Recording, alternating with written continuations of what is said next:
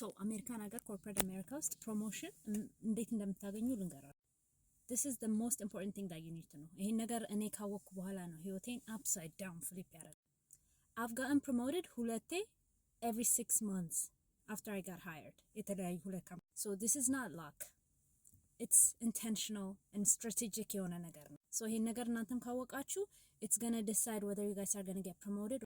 I mean promote ብትደረጉም ይሄን የማታደርጉ ከሆነ it's not gonna be a major significant role because they're not gonna see you as leaders. Okay, so ምን እንደሆነ ልንገራችሁ።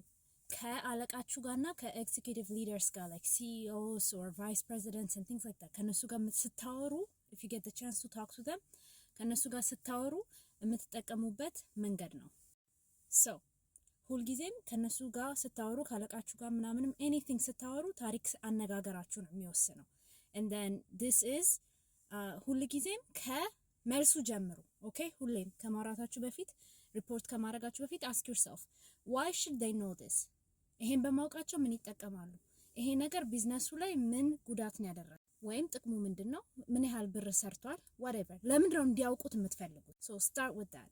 If it was a pyramid ለምንድነው ይሄን ማወቅ ያለባቸው የሚለው ነገር ከላይ ይሆናል። The answer to that.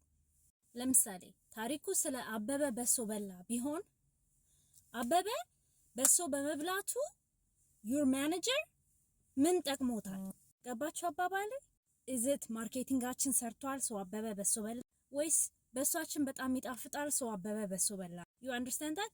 አበበ በሶ በላ ብላችሁ አበላሉን ተናግራችሁ ምናምን አይደለም ለምን እነሱ ጋር መድረስ እንዳለበት የምትናገሩት።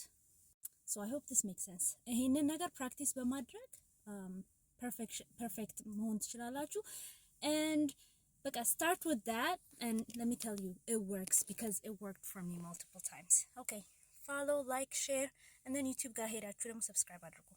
Bye.